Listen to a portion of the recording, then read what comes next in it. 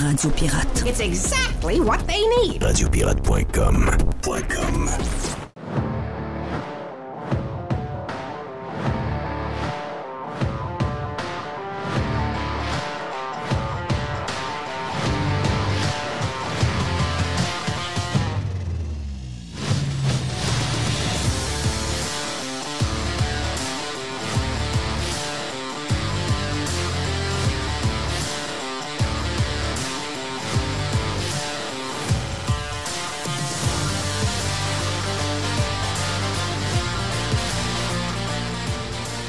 Vous savez, quand on est en communication, on n'a pas besoin vraiment de savoir par les codes d'écoute si on est relevant, comme on dirait en anglais. Si on ne fait pas partie des suceux de balus. C'est pas par les codes d'écoute qu'on le voit souvent. C'est par les gens que vous invitez à vos micros. Et c'est là qu'on voit si vous êtes bon ou mauvais. Voici le maire de Québec en entrevue dans une station de radio de Québec pour parler de Minou. Nous aussi, je l'avais pas vu passer ça hier, là, mais c'est dans les journaux de ce matin. 11 piastres par chat, c'est comme des façons d'aller chercher quand même, de compenser en fait, les têtes déguisées un peu, monsieur le maire. Là. Pas vraiment. Non, déguisant Minou. Non. La taxe est déguisée en chat. Voilà. OK, donc, si vous pensez faire une bonne job, le nombre de downloads, le nombre d'auditeurs via calcul X arrivé par je ne sais pas trop quelle méthode, peu importe la méthode, c'est plus ou moins important. C'est de savoir quand vous invitez des gens, s'ils disent oui à votre demande, vous savez que vous êtes carrément des amis du régime. Vous êtes des amis de ce régime qui est une catastrophe de A à Z. De tous les paliers de gouvernement en ce moment sont à peu près égaux, que ce soit les villes, le gouvernement fédéral, le gouvernement provincial, toute la machine alentour d'eux, des gens qui vous siphonnent, des gens qui vous déçoivent, des gens qui vous volent, des gens qui vous donnent rien en retour de ce qu'ils vous demandent. Ce sont des gens que nous devons mépriser. Et quand ces gens-là, en tout cas, dans mon cas à moi, quand nous les invitons, et merci à Mr. White de le faire tout le temps, quand on les invite et qu'ils nous refusent, il y a un petit côté comme décevant parce qu'on aimerait leur parler, mais il y a un petit côté jouissant de savoir que ces gens-là ne te considèrent pas assez gentil pour venir au micro et ne répondent même plus aux emails aujourd'hui et aux textos, ce qu'ils faisaient auparavant avant qu'ils soient élus. Donc, quand vous êtes en média et que vous avez les gens qu'on déteste à vos micros, c'est parce que vous faites partie du problème et non de la solution. Voilà pour cette petite entrée du vendredi. J'espère que tout va bien. J'espère que vous êtes en shape. Vous êtes sur Radio Pirate Live. Mon nom est Jeff Fillion. On a la boîte à Jerry. On a une boîte à Pids du vendredi qui s'en vient. On a une poubelle à Jeff également. On a quelque chose qu'on a pris dans le Prime de cette semaine. D'ailleurs, en passant, vous avez toujours la possibilité de devenir un membre Radio Pirate Prime pour, mettons, le mois de décembre, le temps de Noël. Écoutez, un paquet d'affaires qu'on a fait dans la dernière année. On a fait beaucoup de choses aux alentours de 215, 220 shows. Donc, multipliez ça par 4 heures ou à peu près. Ça vous donne la quantité de stock que vous avez écouté. Ce serait pas capable de tout faire. Mais vous allez au moins savoir si vous aimez ou vous n'aimez pas. Et le premier mois est gratuit. Vous allez sur radiopirate.com. Et cette semaine, on a accueilli celui qu'on considère maintenant comme étant le prof pirate, Félix, qui nous donne de l'espoir de savoir qu'il y a encore des profs crinqués dans nos écoles.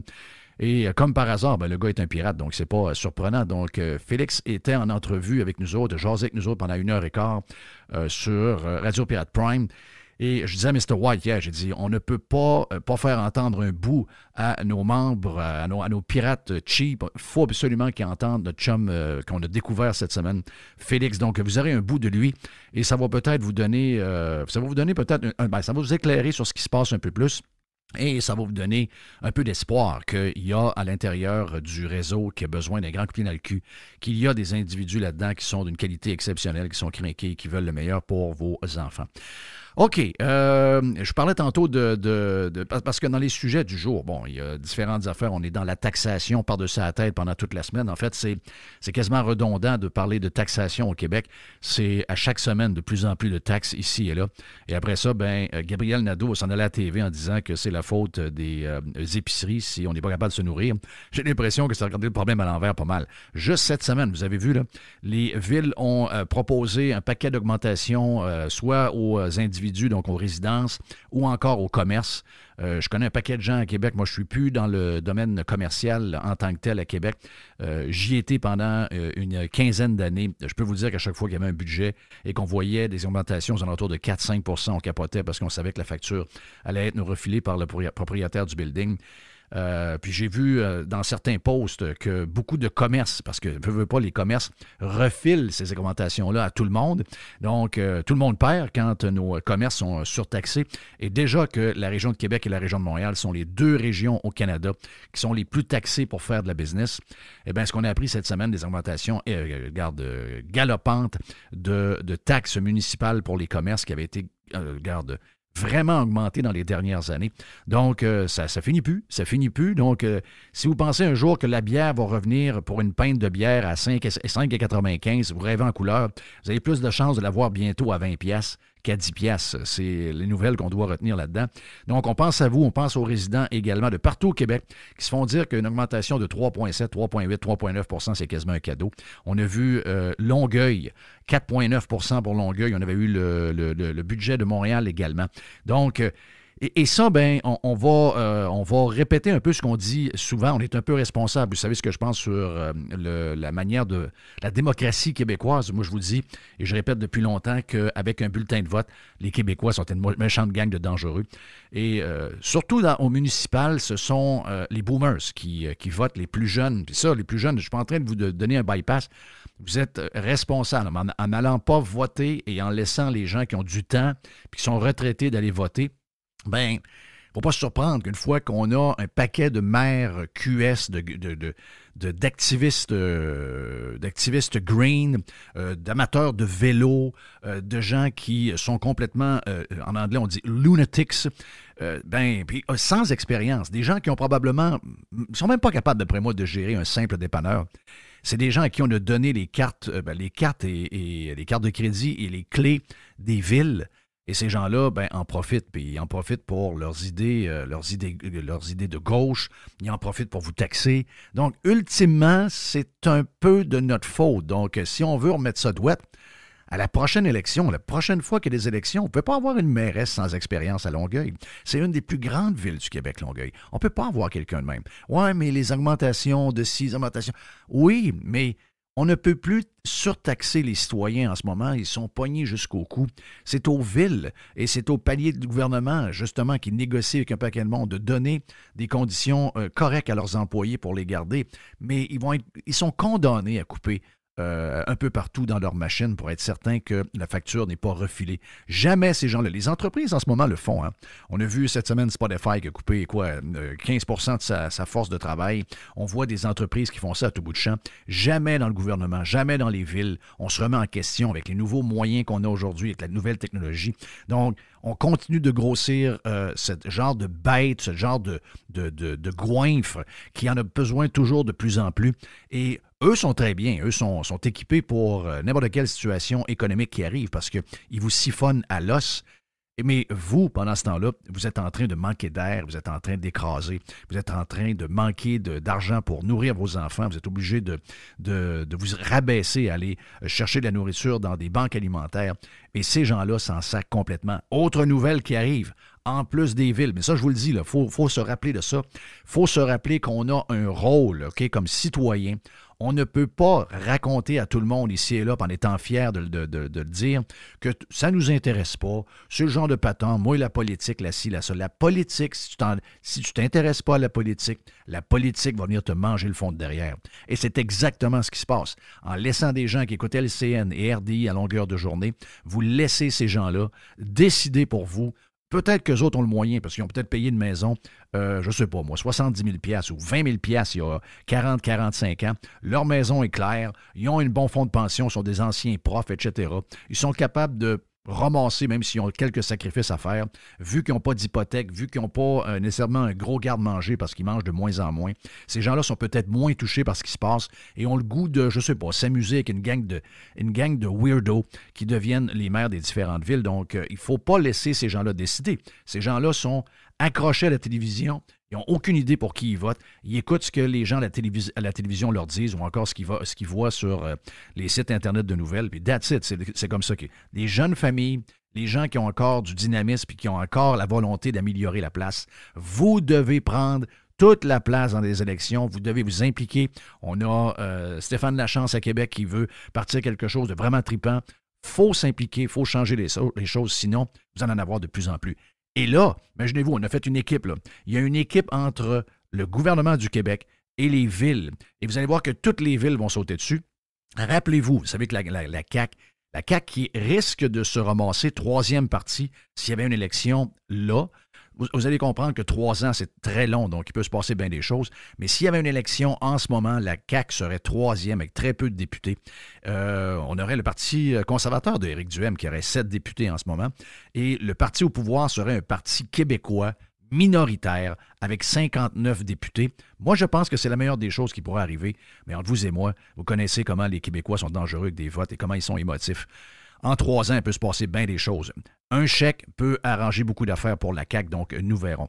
Mais ce qu'on sait, par exemple, c'est que la CAQ, c'est une gang de menteurs. La CAQ, c'est des gens qui, en 2016, quand ils n'étaient pas au pouvoir, frappaient sur les libéraux au pouvoir en disant que si on donnait le droit aux municipalités de taxer le citoyen via une taxe qui serait faufilée dans les plaques d'immatriculation, que c'était dégueulasse. Je me rappelle Roberge qui crie haut et fort que si jamais les libéraux font ça, ils attaquent carrément le portefeuille des Québécois puis que les Québécois n'ont plus de place pour à subir des augmentations de taxes, etc., etc. Et qui, puis je vais aller même plus proche que ça, il y a 1 an, pendant la campagne électorale, le parti de François Legault et François Legault lui-même attaquaient à tous les jours la CAQ sur la taxe orange. Et qu'est-ce que la ministre des municipalités et le gouvernement du Québec vient de donner comme pouvoir aux municipalités? Eh bien oui, vous avez compris. La taxe orange, le droit de taxer les plaques d'immatriculation, mais le pire comparativement au projet des libéraux, il est pire celui-là. Le projet des libéraux, c'était une taxe qui était grave, là, 59 $ à peu près, pour à peu près chacune des municipalités du Québec où il y a du transport en commun. Et il y avait un genre de cap. La CAQ n'a pas fait ça. La CAQ laisse aux villes le montant maximum à charger. Et les villes pourraient le faire selon la loi qui a été décidée par la CAQ et votée en Chambre ou à l'Assemblée nationale. Cette taxe-là peut être fixée en fonction de la grosseur du véhicule que vous avez et la taxe peut varier entre 40 et 400 $ si les villes décident d'aller au top de ce qu'ils peuvent faire comme taxation avec ça. Donc, vous êtes loin d'avoir fini tout ça, c'est loin d'être fini. C'est de la taxation à chaque jour, il y a une taxe de plus. À chaque semaine, on a 3-4 taxes de plus. C'est incroyable si jamais c'est ça. Imaginez-vous, vous avez deux véhicules moyens. Mettons que ça vous coûte 250-300 $ du véhicule parce que vous avez un genre de VUS intermédiaire et que vous êtes rendu à 500-600$ pour payer beaucoup de monde à l'intérieur des réseaux de transport en commun à travers le Québec, qui sont payés grassement. Et vous allez être de plus en plus, je vous dirais, de plus en plus étranglés par les taxes qui s'ajoutent. C'est incroyable. Ces gens-là ne sont pas conscients, 000, qu'actuellement, les gens n'ont plus aucun espace pour avoir quoi que ce soit comme augmentation. Et message à mon ami Éric Duhem, que je n'ai pas vu cette semaine. Mais Éric Duhem a à retenir de ce qui s'est passé cette semaine. On a vu comment une déclaration conne d'une porte-parole haut placée d'Hydro-Québec peut faire réagir les Québécois sur l'histoire que les arbres poussent plus vite et que la neige est plus lourde qu'avant. Juste ça, ça a mis tout le monde en sacrement pour essayer de justifier les pannes de courant de plus en plus nombreuses à Hydro-Québec. Donc, et la dernière d'avant, c'était la patente des Kings de Los Angeles, qui était quand même un petit montant de 5 à 7 millions. Je sais qu'on ne peut jamais dire ça quand on parle d'argent public, mais quand on compare avec le projet de Nordvolt, qui est les batteries où on met de notre argent à nous, 7 milliards. Vous allez comprendre que 7 millions par rapport à 7 milliards, c'est pas grand-chose. Et sur le 7 milliards, il n'y a pas eu beaucoup. Il y en a un peu. Les plus allumés ont réagi. Mais monsieur tout le monde n'a pas réagi à ça. Mais l'histoire des Kings, il a réagi. Donc, si vous avez l'intention de vous lancer et d'essayer de shaker à baraque pour qu'on soit meilleur, rappelez-vous que ça prend de petites affaires pour que les gens vous aiment. Vous devez les toucher au cœur. Des fois, on fait des affaires un peu trop compliquées. Même des fois, d'essayer d'expliquer un nouveau système de santé, c'est trop lourd. Ça prend des petites choses très, très simple pour que les gens embarquent. Il faut vendre de l'espoir. Il faut vendre aussi un modèle au lieu... On a tendance à droite puis avec raison de le faire, mais je veux dire, à un moment donné, il faut arrêter et il faut proposer les solutions. On est là, on est très bon pour pointer ce qui va mal, on est très bon pour faire un constat, mais maintenant, il faut vendre du rêve. Et comprenons que monsieur et madame tout le monde achètent des choses qui sont très basiques. La dernière élection, pour avoir parlé avec des gens que j'aime, qui sont des gens d'un certain âge et qui aimaient le discours d'Éric Duhaime, mais qu'est-ce qui manquait dans le discours d'Éric Duhaime pour acheter ces gens-là? Un chèque. Oui, donc, qu'est-ce que ça veut dire? Ça veut dire, promets-leur des baisses de taxes, promets-leur une vie qui va coûter moins cher, promets-leur des choses qu'on va être capable de faire, puis on vivra avec l'argent qu'il y aura, puis on prendra les décisions à ce moment-là, en fonction de ce qu'on aura dans nos poches, puis on prendra l'argent qu'on a, puis on décidera la grosseur du gouvernement qu'on veut. Mais si on leur vend, parce que les gens me l'ont dit pendant la campagne électorale, j'aime ce que Éric Duhaime dit, mais j'ai 75 ans, 78 ans. Monsieur Legault vient de me promettre 600 piastres, puis en plus, si on est élu les plus vieux, on va avoir un 2000 de plus. C'est dégueulasse, vous allez me dire, mais c'est le genre de patente que les gens achètent. On n'est pas obligé de donner des chèques. On a juste à leur expliquer qu'on leur enlève une taxe de 20 cents. Et je pense qu'il y a un nouvel élu du NPD, donc le nouveau PM du NPD dans le coin, je pense, c'est du Manitoba, qui a décidé comme premier geste d'enlever une taxe de 14 cents sur le litre d'essence pour donner un break aux gens du Manitoba. Donc, on n'a pas besoin de donner des chèques. Donnez juste des petites nananes ici et là, et vous allez voir que les gens s'accrochent sur des choses qui sont toutes simples. Des fois, on fait ça trop compliqué. Les gens s'accrochent sur des choses qui sont très basiques. Ils en veulent plus. Et si quelqu'un, à chaque jour, promet des affaires qui vont redonner un pouvoir d'achat aux gens, eh bien, les gens vont embarquer, c'est sûr. Regarde, garanti à 100%. Mon nom est Jeff Fillion. On s'en va vers la boîte à mon ami Jerry dans les prochains instants. On a également, comme je vous disais, le prof pirate Félix qui va être avec nous autres. Et on a également à la fin une poubelle de moi-même sur Radio Pirate Live. On vient.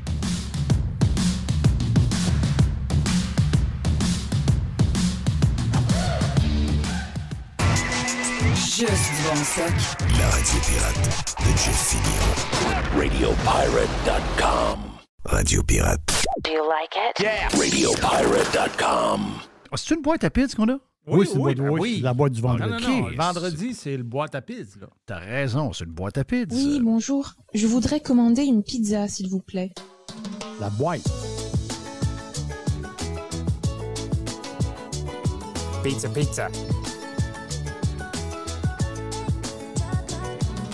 La boîte à pizza. Et voici Jerry. Oh yes, Jerry. Oh boy, boîte à pizza. Hey, c'est capoté. Ça, c'est vraiment capoté.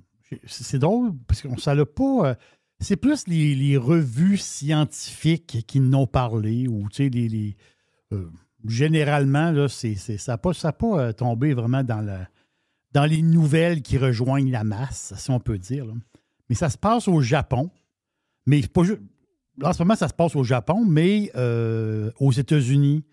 Puis il y a une autre place dans le monde, je ne sais pas c'est où, c'est en Allemagne, ou je ne sais pas trop quoi. En tout cas, parce que là, on parle d'énergie, Jeff. Hein? On parle d'énergie, ça prend de l'énergie.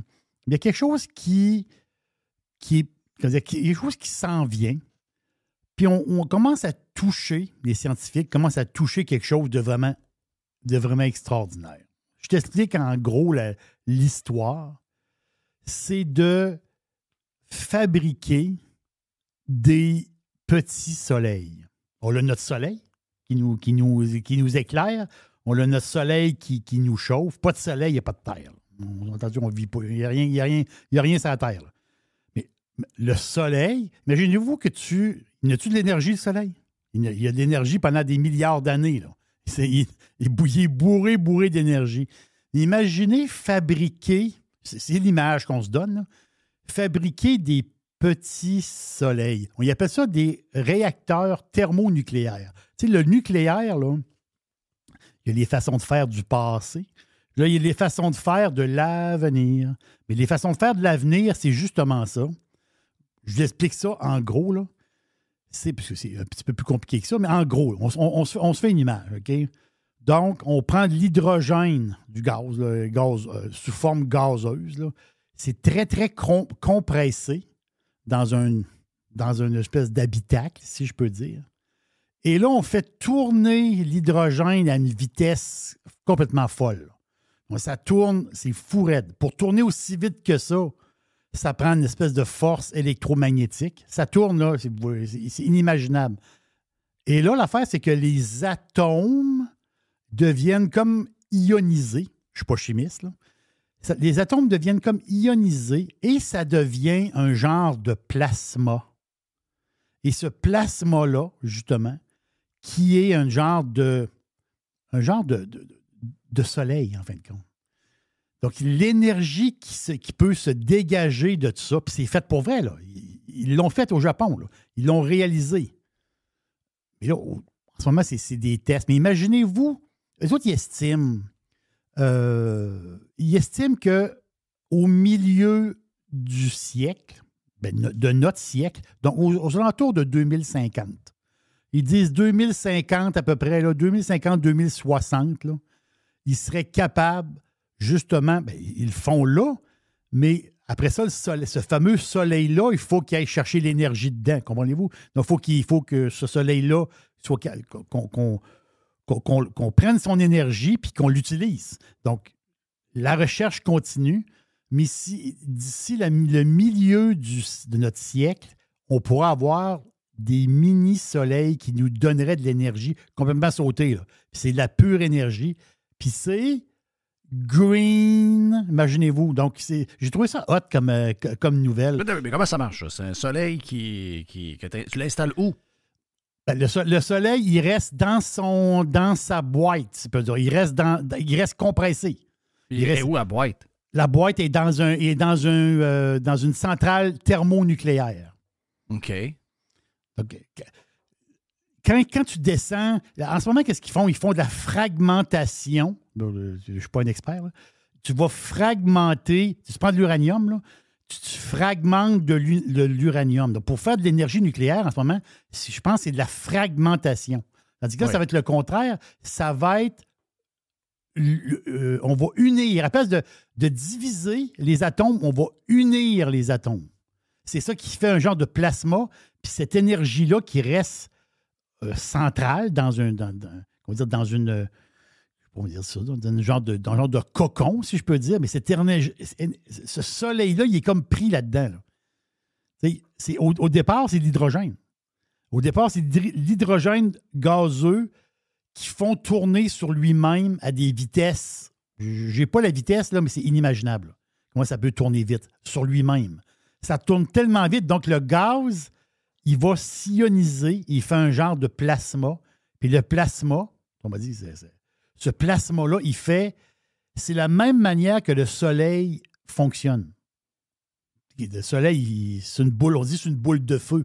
Mais en réalité, c'est comme un genre de boule de plasma avec des espèces d'explosions. Est-ce que je peux m'acheter une boîte pour mettre sur mon terrain?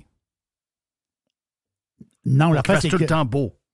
Et soleil. OK, ça, là, je comprends ce que tu veux dire. Ouais, parce que je peux avoir un genre de soleil permanent chez nous. Ouais, peut-être, oui, c'est ça, c'est ce bout-là. Mais la face, c'est que eux autres, ce qu'ils veulent, c'est que la boule, elle tourne dans la centrale, puis nous autres, on ploie nos fils dans la centrale pour nous éclairer puis nous chauffer. Comprenez pas? Donc, la boule, le soleil, il existe, mais on se ploie dessus. Je fais une image folle, là, mais c'est ça qu'ils veulent faire. Donc, il y a une centrale, il y a une boule qui a un soleil. La centrale, elle, ce qu'elle fait, c'est que ce qu'ils veulent, c'est que ce soleil-là nous dégage de l'électricité, dégage de l'énergie. C'est ça le but. Wow. Comme une centrale nucléaire, mais à place d'avoir une fragmentation... En fait, ça confirme ce que je dis depuis toujours concernant les changements climatiques qui vont être un défi pour l'humanité dans les prochaines années, semble-t-il. C'est la technologie et c'est l'humain lui-même. Ah, c'est l'humain. C'est pas de se priver, c'est pas de reculer, c'est pas de retomber à l'âge de pierre, c'est pas de vivre dans des grottes, c'est pas de nous enlever la viande à la table, c'est pas d'enlever notre moyen de circuler puis d'avoir une liberté absolue avec les moyens de transport que nous avons. ce qui va nous sauver, ce qui va nous aider à passer à travers tous les changements que le climat fait depuis des millions d'années et qui continue de le faire. Si vraiment il y a des endroits dans le monde qui vont être chambardés par ça, ça reste à prouver. Si jamais ça arrive, l'humain est extraordinaire. Voilà. L'humain, il y a plusieurs types de tubes digestifs, il y a plusieurs voyous, il y a plusieurs cabochons, mais à travers ça, il y en a des Christy de bons. Donc, quand vous envoyez à l'école qui sont pas pires, faites-leur attention. C'est eux qui vont probablement vous tenir libre. Donc, les fameux réacteurs thermonucléaires, là, ça, c'est un mot qu'on va entendre beaucoup parler dans les prochaines décennies. Là. Puis, comme je vous dis, je ne l'invente pas. Là. Au Japon, présentement, ils ont été capables de faire un genre de mini-soleil. Là. C'est capoté quand tu penses à ça. Là. C'est complètement sauté. Là. C'est le début de quelque chose. Exact. Mais c'est ça qui est fantastique. Donc, l'histoire, comme tu viens de le dire, Jeff, l'histoire de nous mettre comme des paysans et de nous ramener dans le temps du Moyen-Âge, je ne suis pas ça patente. Là. C'est le contraire, c'est l'avancement. C'est l'avancement de l'homme et l'avancement de la science, l'avancement de l'humain. C'est ça. La roue tourne par en avant. La roue ne tourne pas par en arrière. Mais on sait qu'est-ce qu'ils veulent. Là. Il y a une gang qui veulent qu'on tourne par en arrière et qu'on devienne des gens de paysans. C'est ça qu'ils veulent. Hey, ça, c'est une nouvelle qui est sortie hier. Puis ça s'est promené un peu, mais c'est sûr que ça ne nous touche pas, nous autres, ici au Canada présentement, mais ça va peut-être venir. La chaîne de resto McDonald's, les McDonald's, ils vont sortir. C'est un genre de spin-off de McDonald's. C'est comme un nouveau McDonald's. Capoté, là. Les McDonald's, on s'entend que McDonald's sont à travers le monde entier. Là, il va y avoir des nouveaux McDo qui vont s'appeler les Cosmic. Oui, tu en avais parlé, ça, il y a une couple de mois. Oui, c'est ça. Mais là, c'est pour vrai. Confirmé. C'est confirmé. Le premier va rouvrir en Illinois, là, en banlieue de Chicago. Après ça, ils vont en rouvrir assez vite. Là. Assez vite, je pense 24 à travers les États-Unis. Il va en avoir au Texas. C'est des gens qui se demandent pourquoi c'est toujours à Chicago que McDo fait les gros tests. C'est que l'université McDo est là. Et oui. le gros head office, là, où tout se passe, c'est même pour les autres divisions de McDo à travers le monde, dont McDo Canada, tout se passe à Chicago. Là. Donc, au début, ce qu'ils vont faire, là, ce que j'ai compris, parce qu'on n'a pas tous les détails, parce que là, quand la nouvelle est sortie, on s'entend-tu que les journalistes économiques, ils demandaient beaucoup, beaucoup de détails. En ce moment, on n'a pas tous les détails, mais c'est assez intéressant. L'affaire, c'est que souvent, les cosmiques, les couleurs, c'est McDo, c'est quelle couleur? McDo, là, c'est des restaurants, c'est jaune, c'est jaune et rouge, McDo. Hein? Mais là, oui. Les cosmiques, eux autres, c'est bleu et jaune. Mais ils vont se servir du M de McDo pour faire une nouvelle annonce marquée Cosmic. Ça vient de où, ça, Cosmic? C'est que, tu sais, dans le temps, les bonhommes McDonald's, tu sais, le gros...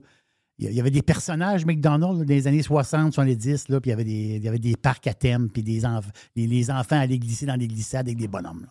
Et Ronald McDonald, il est comme dans une gang, il y a des chums avec lui. Là. Mais ça, ces bonhommes-là, avec le temps, ils ont tassé. Tu sais. Ronald McDonald, on ne le voit plus. Là. Parce qu'ils ont tassé tout ça. C'était comme vieillot un peu. Sauf qu'ils ramènent ça tranquillement, pas vite. Il faut comme des flashbacks. Et là, le fameux cosmique, c'est comme un bonhomme qui vient de l'espace. C'est un beloub-beloub. C'est un bonhomme de l'espace qui, le don vient de là. Et ça va être quoi les restaurants cosmiques? C'est des McDo, là. Mais ça s'appelle cosmique. C'est bleu et jaune. Ils vont les mettre au début, là, ils vont les mettre proches des McDo existants. Tu vas avoir un McDo, tu vas avoir un cosmique à côté. Et là, l'histoire. Parce qu'eux autres, les cosmiques, ça va être du café, de la liqueur, toute la gamme de boissons chaudes, boissons froides aussi, toutes les bébelles. Là. La patente, là, avec de la crème fouettée dedans, puis les affaires compliquées, puis les punchs aux fruits, puis tout ce qui... Des grands verres avec des pailles puis des affaires bizarres dedans. Ça va être ça. C'est ça. Il va y avoir des petits sandwichs, pas des burgers. De la petite grignotine, des petits sandwichs, des petites bouchées sucrées, des petites bouchées salées. Le but, c'est-tu de... C'est un genre de mini-café. Mais c'est-tu comme pour faire concurrence à Starbucks, quelque chose, non? T'es pas loin de là. Ah, Tu sais, Starbucks, ils ont pas Starbucks, tu peux pas arriver là manger un steak frites. Là. Non. On s'entend-tu, là? Starbucks, la plupart du temps, ils se trompent toujours dans la commande. Quand tu demandes de quoi manger, c'est l'enfer. OK, ils ont des petites patentes. Ça fait longtemps que j'ai pas vu. Donc, les cosmiques, ça va être des petites patentes, justement, Jeff. Ça va être des petites patentes, mais beaucoup d'affaires, beaucoup. Et la crème glacée, des fois la même. Donc, du breuvage, du petit picossage, ça va être ça, les cosmiques. Là, tu te dis, McDo, ils s'en vont où avec ça? Pourquoi ils veulent tester ça? Bien, c'est plus que tester. Ils vont en tester un, je veux dire, en Illinois, mais ils vont en tester d'autres aussi. Là. Le premier, c'est en Illinois, ils rouvrent là. C'est même s'il n'est pas ouvert là. Après ça, ils vont se promener. L'histoire, là, c'est que McDo, là, au dernier trimestre, 38% des ventes chez McDonald's. Je parle de McDonald's, je parle pas de Cosmic. Là. McDonald's. 38% des ventes au dernier trimestre viennent du digital. Ça veut dire, ça c'est le beau mot, là. C'est des commandes via le web. 38%. Pensez à ça 2 secondes. Là. Wow. C'est inimaginable. C'est complètement sauté. Donc, ça veut dire quoi, ça, le digital? Oui, tu rentres en dedans chercher ton sac. Oui, il y a un gars en char qui vient te le livrer. Mais le gros, c'est le service à l'auto. Moi, je m'en viens, j'ai mon application McDo, je commande mon café, j'ai mes points sur mon application. L'application McDo, c'est la meilleure au monde. L'application McDo... C'est la meilleure, c'est le numéro 1 au monde. Si elle est impeccable.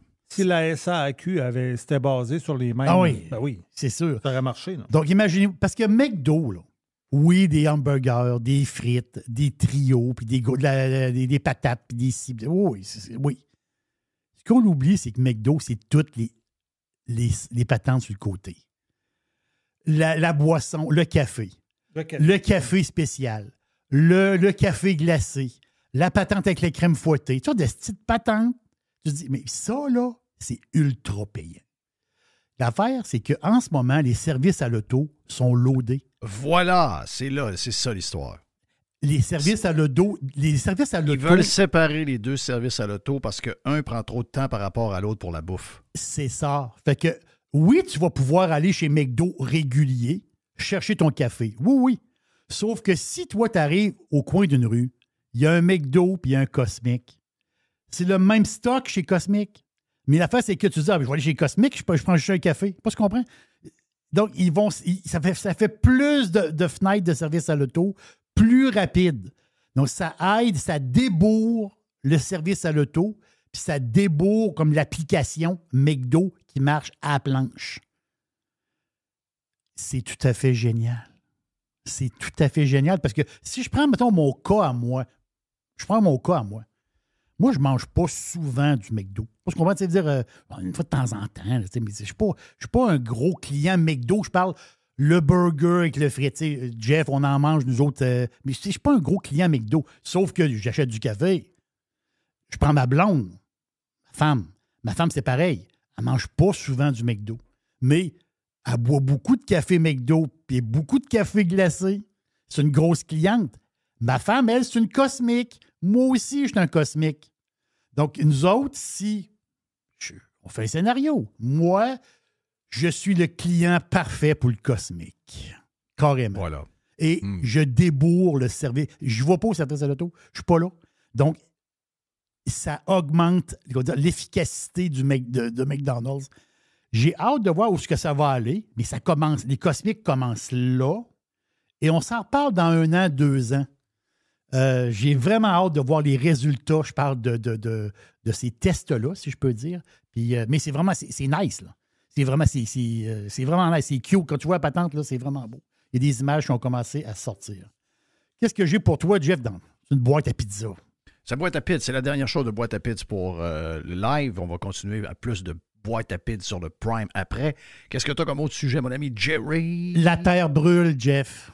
Encore? Ouais. Non. Là, c'est le dernier hiver. Moins 15, moins 16, moins 17. Ouais. Locas nous l'ont dit ici à Québec. Locas? Moi, je me souviens de ça. Ben oui. Il était venu à Québec faire du patin. Il y a plein de monde qui dit ça. Ça, c'est une vieille histoire. Moi, quand quelqu'un me dit la terre brûle, c'est réglé, c'est un cave. Oui, la terre brûle, Je règle ça bien vite.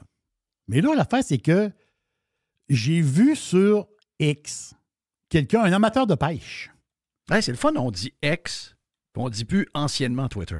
Non, je le dis plus, moi. Non. Ben moi, je le disais pour rire. Oh non, ça, on le disait pour mais moi, j'ai trouvé la formule. Je dis ex-Twitter. Oh, OK, c'est ex, bon. Twitter. Ouais. Ouais, mais toi aussi, il faudrait que tu décroches. C'est ex. Oui, c'est ça. Là, je vois passer ça. Je dis, je vais aller vérifier. C'est mon petit côté journaliste. Je sais, Jess m'a demandé un jour, tu m'as dit, Joey, t'es-tu un journaliste, toi? J'ai dit, ben oui. Pour avoir des subventions. Ben oui. Ben oui. Ben oui, je veux du journalisme. Moi. T'es-tu allé à l'école de journaliste? Non. T'es-tu journaliste? Oui. Donc, j'ai pris 2. Comment qu'ils disent ça dans les journalistes? Ils m'énervent avec leurs histoires. Là. Mais les journalistes, ils disent toujours, ça prend 2 sources. Là. Mais là, j'en ai 2 sources. La première, c'est X. Oh, mauvaise source. La deuxième, je suis allé sur le site Internet pour vérifier. La ZEC de Forestville. Forestville, ZEC, plein de lacs. Tout est ouvert pour la pêche blanche. Tout est ouvert. Là, la pêche blanche est lancée dans ZEC à Forestville. La terre gèle. C'est 25 jours d'avance. Wow, c'est-tu drôle, ça? Jeff, la pêche blanche est lancée, Chris, à Côte-Nord. 25 jours d'avance. À l'avance. Puis, là, j'ai dit, c'est une joke sur. Puisque toi, X, c'est des jokes. Hein? X, c'est juste des jokes, il paraît. Là, je dis, je vais aller vérifier. Là, je suis allé sur le site de la ZEC de Forestville. Je vais voir sur le site de. Là, je regarde les lacs. Là, je clique pêche blanche. Je clique pêche blanche. Là, ils disent open. Tous les lacs sont ouverts, Criff, pour la pêche blanche. Mais c'est le dernier hiver. Ben oui, c'est le dernier. Puis on commence le mois de décembre. On commence seulement avec le mois de décembre. Non, moi, j'ai jamais eu autant de neige Capoté. chez nous, puis on commence décembre. T'as-tu frette? Ben oui. Non, c'est l'hiver. L'hiver, mon ami. C'est l'hiver. Qu'est-ce que tu penses du genre de projection de Québec 125 qui a été faite hier? OK. Donc, s'il y avait des élections aujourd'hui, ben en fait, c'est hier qu'on a eu les eux autres, tu sais comment ça marche, Québec 125? Ce que je comprends, c'est un agrégateur. Comment est-ce qu'on dit ça? Un agrégateur, puis ils prennent plusieurs sondages. C'est Ouais. ça? Exact. Puis là, ils font un mélange de ça, ils analysent ça. Et ça arrive sur une genre de patente là, qui donne des nombres de sièges. C'est ça. C'est une forme de labo qui mélange ça, là, puis Exact. ça sort. Donc là, Québec 125 nous dit gouvernement minoritaire, OK? Gouvernement minoritaire péquiste, libéral deuxième à 27, donc 57 sièges pour le Parti québécois, 27 sièges pour le Parti libéral, 19 sièges pour le Parti de la CAQ, 15 sièges pour le Parti de QS et 7 sièges pour le Parti conservateur du Québec. Wow. Quand même pas si mal. Ouais. C'est capoté. Sais-tu quoi? Je suis pas péquiste, mais un mélange de même avec un gouvernement minoritaire, je te prends ça anytime. Oh, ouais, Je sais pas vous autres, là, mais moi, je te prends ça anytime. Même si c'est péquiste qui gagne. Écoute... Ben moi, juste mettre la craque sur le bord du rideau, c'est déjà une bonne affaire. Et avoir des conservateurs sur place qui peuvent autrement dit, mordre les genres un peu, ça, c'est parfait. Exact. C'est ça que ça prend. Parfait. Oui, c'est ça que ça prend. Puis s'il arrive 6-7, c'est juste assez un bon nombre pour prendre beaucoup de place. Sa scène, je dirais, médiatique, puis sur les réseaux sociaux. Tu as pas mal d'espace pour t'amuser. Écoute bien, à prendre avec un grain de sel, là, moi, je fais partie de ceux qui pensent que le PQ a monté trop vite, trop facilement, avec à peu près rien. Je pense que d'ici 3 ans, ils vont probablement se tirer dans le pied pour une histoire bien niaiseuse, j'imagine. Je ne fais pas confiance aux jeunes qui sont là. Pas parce que je ne veux pas que les jeunes soient en politique. C'est juste que lui, je le trosse pas plus qu'il faut. Puis, je ne sous-estime pas la CAQ. La CAQ, c'est un peu l'époque du Plessis, même s'il y en a qui ont probablement sali l'époque du Plessis plus qu'il aurait dû être sali. C'était quand même un gars, un stratège électoral, un stratège politique, tiens, on va dire ça de même, en campagne électorale, qui était quand même assez capable de faire virer de bord n'importe quoi, c'est-à-dire qu'avec des promesses et des bouts d'asphalte, des bouts de ci, des bouts de ça, le gars était vraiment, vraiment, vraiment bright. Et je pense que dans la CAQ, je ne parle pas du premier ministre, je parle de peut-être plein de monde alentour d'eux autres, il y a une genre de stratégie, puis on connaît les Québécois, là. Les Québécois sont à un chèque de 2000 pièces de revoter pour la CAQ. Et les seuls qui peuvent faire un genre de chèque avant l'élection, juste genre un mois avant l'élection, et dire si vous continuez de voter, il y en a un autre qui s'en vient. Les seuls qui peuvent le faire, c'est ceux qui sont majoritaires au pouvoir en ce moment, et c'est la CAQ. Donc, on est à 3 ans de là, il peut se passer bien des choses. Donc, voilà pour la boîte à pizza d'aujourd'hui. Un peu plus de boîte avec Jerry dans le Prime. Oui, bonjour. Je voudrais commander une pizza, s'il vous plaît. La boîte. Pizza, pizza. La boîte à pizza. Jeff Fillion.com. Fresh 100%. 100% pirate. Jeff Fillion. Bien, ce vendredi sur Radio Pirate Live, on vous présente tel que jasé en ouverture. Un bout de Radio Pirate Prime de cette semaine que je voulais absolument vous partager parce que des fois, on entend plein de choses sur les profs et on sait qu'il y en a des excellents profs, on sait qu'il y en a des crinqués.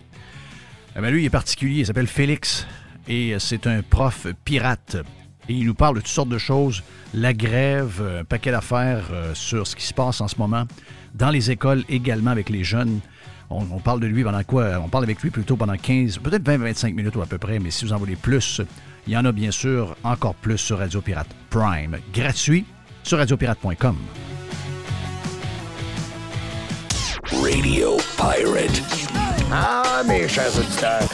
Radio Pirate. On est prêt pour notre prof pirate. Je pense que j'ai parlé avec Félix en DM il y a quelque temps et j'avais donné le nom à Mr. White. Est-ce que c'était toi, Félix? On avait parlé ensemble? Yes. C'était en plein exact. Yep.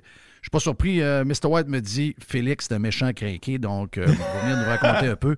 Raconte-moi un peu comment ça se passe. Dis-moi, t'es qui?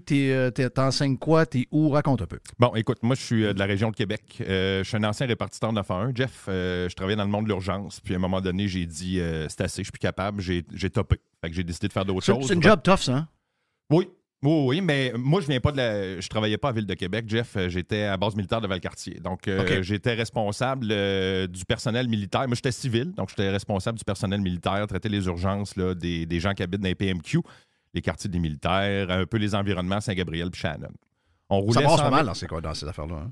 Oui, je te dirais que les militaires, c'est une communauté. C'est une petite ville, la base militaire de Valcartier puis les PMQ. Fait que c'est des événements qui se déroulent, qui peuvent se produire en ville, qui se produisent quand même sur la base, mais on roulait 100 000 appels par année. Bon. Quand même. Est-ce que ces appels-là, c'était tout de l'urgence? Non, parce qu'on faisait de l'admin, on faisait de l'administration. Mais honnêtement, c'est une belle expérience pour quelqu'un qui commençait. Ben, comme moi, en 2008, quand j'ai commencé ça, pour moi, ça a été une belle expérience. Fait que c'est ça. Alors, j'ai topé, me voilà, retour à l'université, emprunte de l'argent, paye la session d'université, puis là, je m'en vais apprendre la pédagogie pendant 5 ans de temps. Oui, monsieur. Plus tard, t'aurais pas eu besoin. Non, on a des professionnels pour ça. Oui, c'est ça, exact. Fait que là, c'est ça. Alors, je finis mes études tout de suite après mon stage 3, parce que tu n'as pas le droit d'enseigner si tu n'as pas ton stage 3, tu peux pas aller faire de la suppléance. Fait que là, j'écris à la commission scolaire, je veux travailler, il te passe en entrevue. Fait que là, tu t'en vas faire de la suppléance dans les écoles. Plus tard, après que tu aies fait ton 180 jours, je me retrouve sur une liste de priorités. Fait que là, c'est cool, je vais avoir un contrat, je vais travailler fort, ça va être le fun. À Québec, la liste de priorités... oui, c'est vrai, excusez. Je suis enseignant en histoire du Québec et du Canada, secondaire 3. Fait que moi, ma spécialisation, c'est l'histoire. Fait que moi, c'est ça que j'ai décidé de faire, d'aller enseigner l'histoire du Québec aux jeunes et l'histoire en général. Fait que j'ai travaillé à temps partiel sur les listes à 50 80 de contrats. Puis après ça, là, cette année, j'ai eu mon poste à 100 donc d'ici 2 ans, là, je vais être considéré comme un permanent là, dans l'école où je suis présentement. OK. Donc là, tu es 100 de ta tâche à 100 Ouais. Dans l'échelle syndicale, tu es considéré comme quoi, là? L'échelle salariale, tu veux dire? L'échelle salariale, tu es à 2, à 3? Non, je suis à l'échelon 5, c'est 56 000 par année à peu près. OK. Fait que c'est à 100 c'est respectable. Quand tu travailles, quand tu n'es pas en grève. Hein? Quand tu travailles, exactement. Fait que oui, j'ai eu mon poste à 100 j'ai 160 quelques élèves au total. Fait que c'est ça. C'est un peu puis je suis dans une des plus grosses écoles de la région de Québec. Ben, c'est pas la plus grosse école de la région de Québec au niveau public. OK. Ben ça, 56 000, c'est pas beaucoup, là. Non, c'est pas beaucoup. À 100 c'est pas beaucoup. Non, mais pas imagine celui qui travaille à 30 à 50 Voilà. le gars, il n'est pas payé ou la fille n'est pas payée au maximum de son salaire parce qu'il y a un pourcentage à contrat puis qu'il n'est pas capable de garder. Il va être obligé de combler parce qu'ils vont venir le voir et vont dire « Hey, on a besoin d'un prof en éducation à la sexualité. » J'ai bodé, c'est parce que moi, je connais pas ça. Je ne suis pas prof de « Ah, mais on va t'arranger ça. On va te faire un petit plan, là, puis toi, tu vas suivre ça toute l'année. » Puis là, là, t'es rendu à 75. Puis là, il y a un prof d'anglais qui est malade. « Hey, t'as peu, ça te tente-tu d'enseigner l'anglais? Là, t'as l'air bon. T'es-tu bilingue? Ah, tu vas être bon. Tiens, on a un groupe pour toi en anglais. » Fait que là, lentement, mais sûrement, tu comptes ta tâche. Même ça marche. On n'est pas surpris de savoir que ça marche un peu tout croche. En tout cas, regarde. Donc, voici donc un peu avec tout ce qui se passe, là, tout ce qu'on entend. Yes. Les choses qui sont racontées sur la scène, tu sais, souvent, moi, dans un domaine que je connais, je me dis tout ce qui est raconté, c'est de la bullshit. Donc, quand tu écoutes tout ce qui se dit, tout ce qui se jase, qu'est-ce que tu vois qui est vrai là-dedans? Qu'est-ce qu'on sait sur lequel on est right on target ou encore on n'est pas là pantoute parce qu'on n'a pas toute l'info? Éclaircis-nous un peu tout ce qui se passe. Là. On va commencer par le fonds de grève. Oui, vas-y donc. OK, pas parler pantoute. Le fonds de grève, écoute, il y en a qui en ont, puis il y en a qui en ont pas. Puis ça, c'est pas vrai que c'est tout le monde qui n'a pas de fonds de grève. Il y a différentes branches du syndicat. Comme moi, par exemple, je suis membre de la FAE. Puis mon syndicat local, c'est la SERQ, le syndicat des enseignants de la région de Québec. Okay? Nous autres, on avait un fonds de grève, à peu près 1 500 000, okay? Qui est évalué pour 10 jours de grève. D'ailleurs, aujourd'hui, c'est ma petite journée de congé. Je vais laisser mon 50$ à quelqu'un. Il faut le faire. C'est 50$ pour la C'est ça. C'est 50$ par demi-journée. Fait que là, tu t'en vas faire du piquetage devant ton école 2h30, 3h. Puis après ça, tu vas recevoir un virement Interact dans 2 semaines pour dire que bravo, tu as fait ton piquetage. OK? Il y a des syndicats, comme le Front commun, qui n'ont pas de fonds de grève. Ça, c'est des gens qui, malheureusement, je ne sais pas ce qui s'est passé puis pourquoi ils n'ont pas de fonds de grève. Je ne suis pas au courant de ça, mais c'est bizarre. C'est très bizarre. Parce que si tu t'en vas en grève générale, en tout cas, nous autres, on est en grève générale illimitée avec un fonds d'1 500 000. Je m'excuse, on ira pas très loin avec ça. Pas loin. Non, on va pas très loin. 50$ par jour. Là, mais non, mais là... Alors, le Front commun, CSN, etc. Juste le café que tu as dans les mains, enfin, tu fais du piquetage, puis tu vas chercher un café, Christophe, tu es à 45. Ben oui. Puis ça, c'est sans compter ce que tu perds comme salaire là, par jour de grève. Ah non, c'est épouvantable.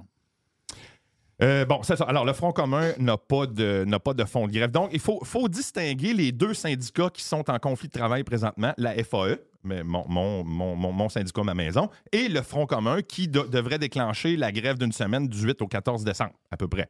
OK? Donc, si nous autres, on est en grève générale limitée, là, il y a des profs qui pensent qu'ils vont régler puis qu'on va rentrer au travail puis que ça va être réglé, mais en tout cas, moi, je ne veux pas m'avancer là-dedans.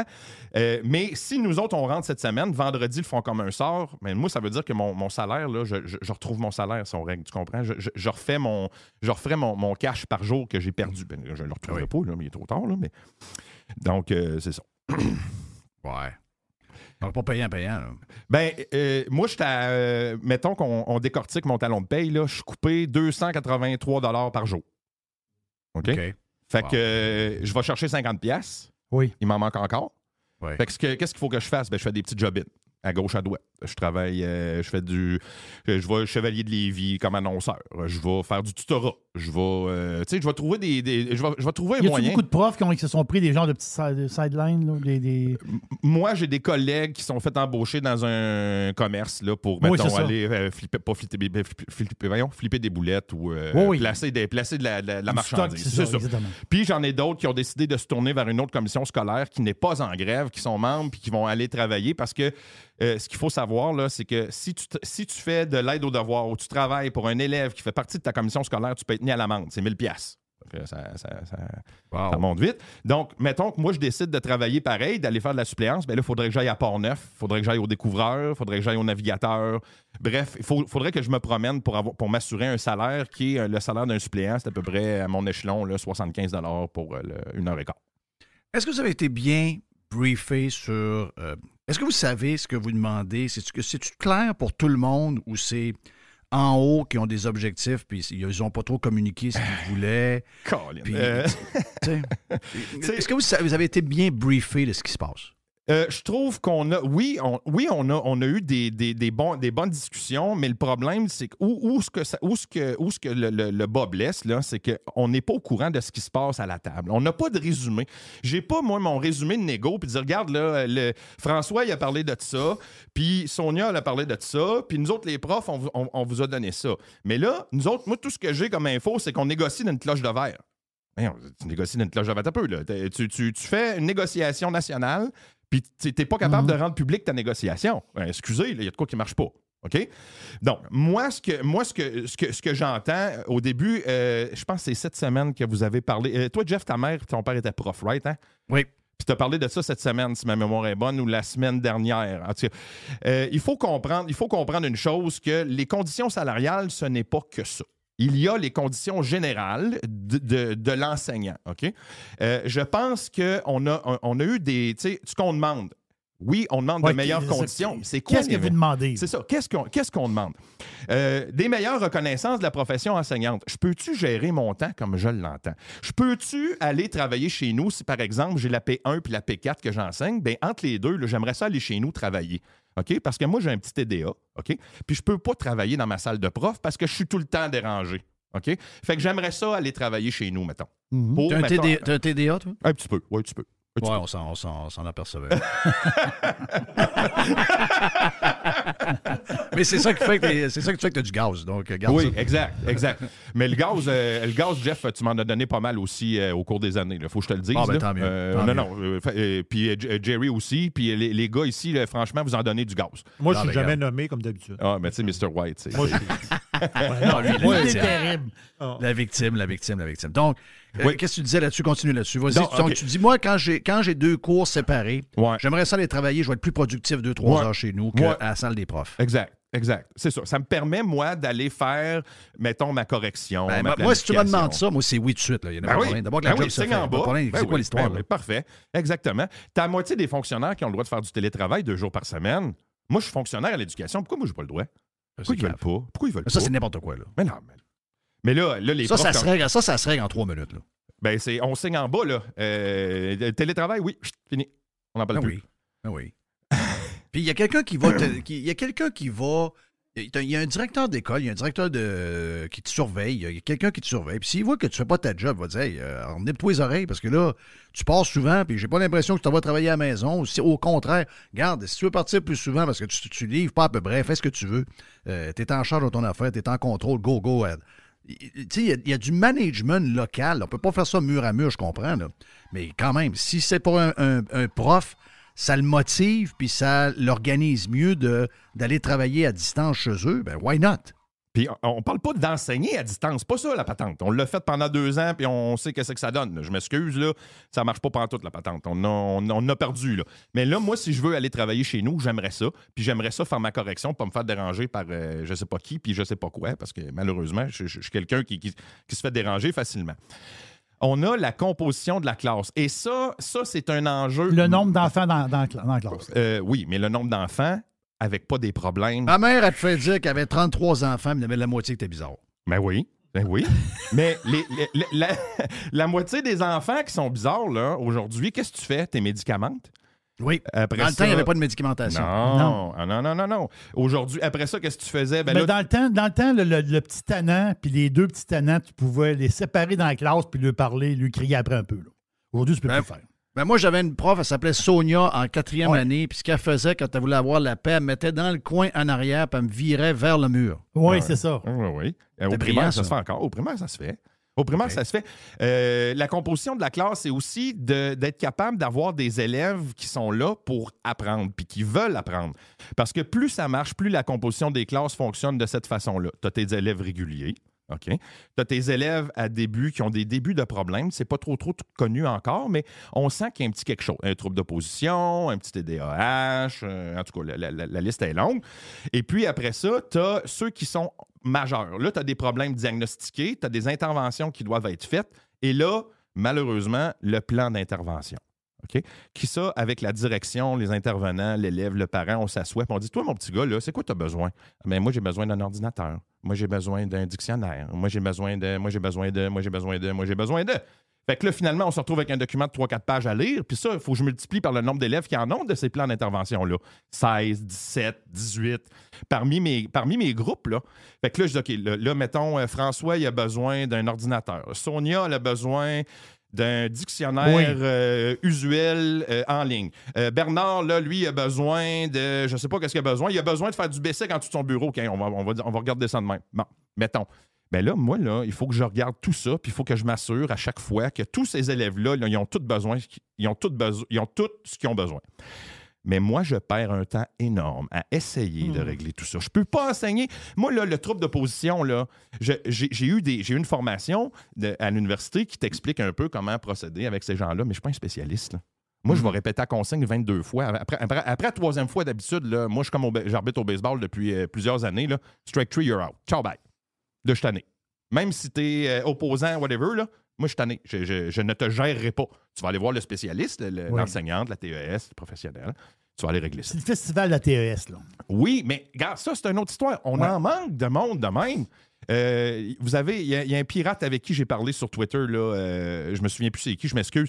Puis il me disait, ah ouais, vous avez les ressources? Hey, on les a, les ressources. On a un paquet de monde qui travaille à temps partiel à 20 puis 25 heures. Tu peux-tu lui donner du 40 heures, s'il vous plaît? Tu peux-tu lui donner son poste? Tu peux-tu lui venir le faire travailler? J'ai besoin de monde chez nous, moi. Alors, la composition de la classe, je vais terminer avec ça.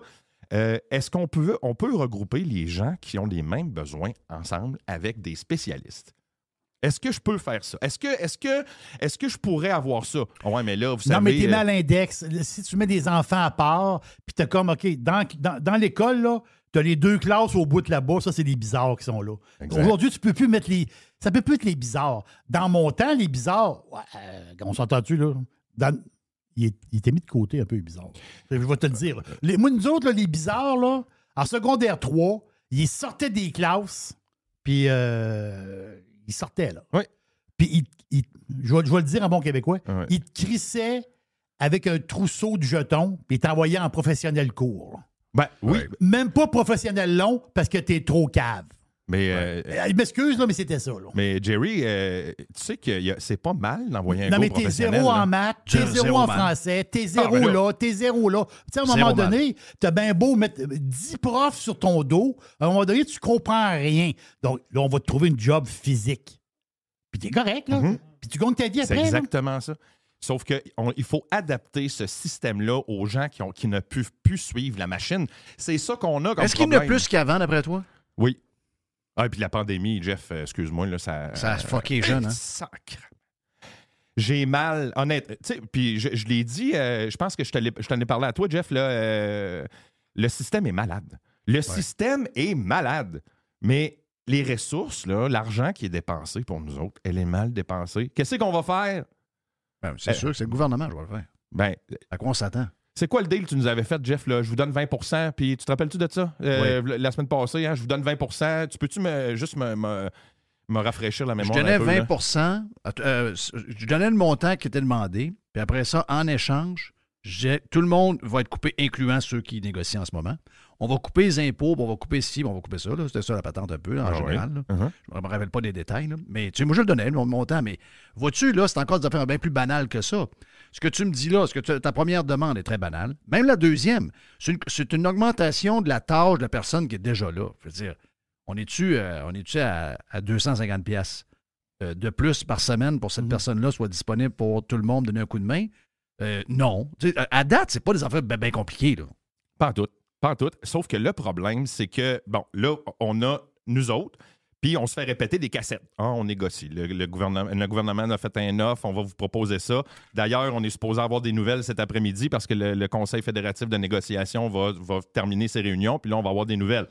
Sauf que, est-ce que je vais être au courant, moi, c'est quoi qui a été proposé par le gouvernement? Non. Tout ce que je vais savoir, c'est on a décidé de refuser l'offre du gouvernement. Pourquoi? Elle n'est pas satisfaisante. Qu'est-ce qu'il y avait dedans? Ah, mais là, on peut pas le dire. Ben voyons. Tu joues dans mon portefeuille, tu négocies pour des choses que je demande, qu'on demande, il n'y a pas rien que moi là-dedans. Là. Puis, il y a aussi, je vais faire du coq à l'âne un peu, l'allègement de la charge de travail. Ça, là, moi, là, je veux enseigner. Ça, c'est ma job. Moi je suis enseignant. Je veux enseigner l'histoire. Je veux montrer encore les maudits Amérindiens. Je m'excuse. Je les adore. Je les adore. Je les adore. Nos enfants étaient tannés. Voyons. Les maisons longues. Oui, les maisons longues. Mais moi, j'ai trouvé une espèce j'ai trouvé quelque chose pour le... Tu sais, faire du troc, gang, échanger des affaires. Oui. Ça vient de là. Puis, tu sais, d'essayer de sortir un peu du cadre. Enfin, bref. J'enseigne. Je veux enseigner. C'est ma job. Pourquoi j'irais surveiller un sacrement de corridor? Je m'excuse, là. J'aimerais ça travailler à corriger, aider un jeune. Pourquoi tu me donnes de la surveillance de corridor? Engage des surveillants d'élèves, mets-les dans le corridor, paye-les 22$ de l'heure comme c'est prévu par la convention, puis laisse-moi travailler dans mon bureau. Un autre point réglé tout de suite, là. Ben oui. On arrête les affaires. Ça, c'est cave. Cave. De prendre des profs pour leur faire des... Avant, là, quand il en manquait, ils mettaient concierge. Ouais. C'était bien simple. Mais là, on manque d'éducateurs. Comment on manque d'éducateurs? Ils sont chez eux puis ils travaillent pas, ils ont 20 heures par semaine, ils travaillent sur des chiffres coupés de 8 à midi puis de 2 à 4. Voyons. Nous autres, à Charles-Gravel, c'est les concierges qui vendaient la drogue. C'est vrai. Je peux en nommer 2. Ils vendaient du hash. Ils en vendent encore. Ben ouais, sûrement qu'ils sont encore là. Donc, on a réglé notre problème. Hey, on en règle des problèmes à matin, moi. C'est facile. Mais mets-moi pas médiateur. M'a dit de quoi, moi. Je vais te régler ça vite, moi. Hey, Jeff, tu savais comment le monde a peur de toi, ça n'a pas de bon sens. Non, écoute, je fais attention à ce que je dis. Moi, je suis un peu à droite. Je suis un peu centre-droit. J'aime la... Oui. Mais tu sais, puis là, je fais attention parce qu'à un moment donné, je fais des tests. Ouais, toi, Radio X, dans le temps. Ah non, eux autres, la radio poubelle. Puis là, ça part. Je suis comme, OK, non, là, on peut pas avoir une discussion ensemble. On peut pas. Tu sais, puis Jeff, excuse-moi, là, mais t'es pas mal allumé. Les gens, s'ils n'ont pas compris ça, il manque de quoi. Mais ça, les préjugés, ça fait beaucoup de dommages. Oui, mais oui, ça fait des dommages, mais l'éducation. Du prof aussi, c'est important d'ouvrir les yeux puis de dire, regarde là, buddy, là, on a ça pour toi, là, ça te tente-tu? Je sais pas. Tu sais? Bon, OK. Le traitement des précaires. Je sais pas si tu sais un peu comment ça fonctionne, comment vous savez comment on attribue les contrats. Je sais que Jerry, ton fils, il est prof, hein, c'est ça? Il est prof, il a son poste. Non? OK, lui, il est en poste. Oui, il est au primaire? Ça. Oui, primaire. OK, il est au primaire. OK. Au secondaire, il faut savoir qu'à chaque mois d'août, il y a un repêchage. OK? On se réunit tout le monde ensemble, puis l'employeur, il nous présente les contrats qu'on va avoir tout au cours. Qu'est-ce qui est proposé par l'employeur? Voilà. Qu'est-ce qui est disponible? Fait que là, tu étudies ton contrat. OK, moi, je vais-tu aller à telle place? Ouais, pas beaucoup de pourcentage, tel jeune, etc., etc. Donc, à chaque année, chaque mois d'août, tu vas au repêchage et tu choisis ta job. Bien là, si t'es précaire, t'as pas le choix. T'attends ton rang. Puis après ça, tu choisis qu'est-ce qui va te rester. Puis ça, ben, malheureusement, tu es à la merci du gars qui est en haut de toi, puis qui, s'il choisit avant, ben, ça se peut que tu n'aies pas ce que tu veux. Ça marche par ancienneté, là. C'est ça, exactement. Par l'ancienneté sur la liste de priorité. Donc, là, après ça, c'est sorti que là, ils voulaient faire les groupes au mois de juin. Non, tu peux pas faire les contrats au mois de juin. Ça marche pas de même. On peut pas faire ça au mois de juin. Les groupes sont pas finis d'évaluer, c'est pas fini de corriger. Fait qu'oubliez ça. On va continuer à faire les groupes durant l'été, puis au mois d'août, on va choisir la job. Parce que les groupes, en fin de compte, ils veulent comme les balancer. Ça se peut-tu par rapport aux notes? Parce que le problème, c'est que tu arrives, mettons, une année, puis tu as des élèves qui ont eu vraiment, tu sais, il y a une classe, là, vraiment, qui ont hyper performé. Ben, ils vont comme les mélanger avec d'autres pour que ça soit un peu plus égal. C'est ça qu'ils font. Hein? Exact. Mais c'est complètement à l'inverse de ce que... Je ne sais pas, tu as quel âge? 42 Félix, ans. T'as 42. Je ne sais pas si à ce moment-là, c'était la même chose pour toi, mais nous autres, c'était complètement l'inverse. Parce que moi, j'ai un genre de regroupement le 8 juin, là, genre de crise de patente qui ne m'intéresse pas, mais je vais y aller parce que je ne veux pas avoir l'air de quelqu'un de pas fin. Mais il y a un groupe Facebook qui est fait, puis ils ont remis le genre voyons, pas le catalogue, là, mais l'album de finissant. Okay? Oui. Et là, je regardais, je fouillais un peu. Puis bon, je vois tous les groupes de professionnels longs puis de professionnels courts, mais il y a 10 groupes de général. Et je me rappelle très bien, c'était quoi, là? C'était en fonction des maths, là. C'était 5,32, 5,22, 5,12, je me rappelle pas, je pense que c'était 5,74, 5,36, 416, 436. OK, c'est ça. Ben, il y avait les plus forts. Puis... mais tu sais, je regardais les deux premiers groupes qui étaient les plus forts. Puis je me rappelle très bien que oui, il y avait des tannants là-dedans, mais à l'école, il était bon. Là. Il y avait 2 groupes de vraiment... Et puis après ça, plus tu montais, plus c'était un groupe. Et mon père était le même. Mon père était prof de maths. Il y avait des groupes de forts, il y avait des groupes... Donc, c'était fait dans le temps. Là. Il y avait des concentrations de classes avec des étudiants qui avaient plus de facilité. On mettait les médiums ensemble. On mettait les plus difficiles, qui n'étaient pas nécessairement aux professionnels longs, qui étaient en général, mais qui avaient quelque chose à faire, puis on les mettait dans les groupes où il y avait plus de cours de maths, c'était un peu moins dur, etc. Crif, ça se faisait dans le temps. Là, aujourd'hui, ils mélangent tout ça, là. Bien, la liberté à l'éducation, pas comparer les jeunes, lui donner le... Tu sais, lui donner mais ça marche pas dans la vie de tous les jours. Je sais que ça marche pas dans la vie de tous les jours, voyons. On le sait, ça. On le sait, ça. J'ai 2 groupes de soutien pédagogique, moi, là. J'ai 2 fois 20 élèves qui ont des problèmes particuliers, OK? Mais moi, j'ai décidé de faire quelque chose avec eux autres. Ben, un des groupes, je fais un test. Là. Vous parliez de ChatGPT tantôt. Ben, moi, je m'en sers à l'école. J'ai créé un jeu de rôle style Donjon Dragon avec ChatGPT sur l'histoire de la Nouvelle-France. Et ça, c'est le fun de Flow. Tu sais, fait que là, puis moi, tu sais, je pitonne, je suis pas une bille en informatique, je sais comment ça marche. Fait que là, j'ai demandé, crée-moi une carte, crée-moi ci, crée-moi ça, les personnages, j'ai présenté ça. Moi, mes jeunes, ils trippent. Mais je pense qu'ils trippent. En tout cas, j'imagine. Tu sens qu'ils trippent. Oui. Puis j'ai ce qu'on appelle la différenciation pédagogique. Hein, tu apprends ça à l'université, la différenciation pédagogique. Hein, évidemment, tout le monde sait ça. Oui, c'est ça.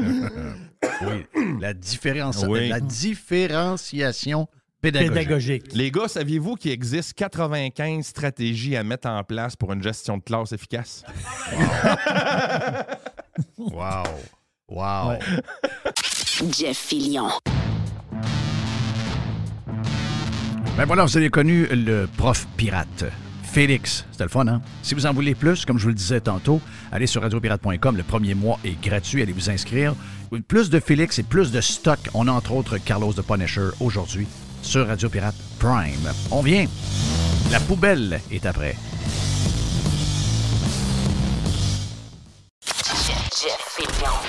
JeffFillion.com.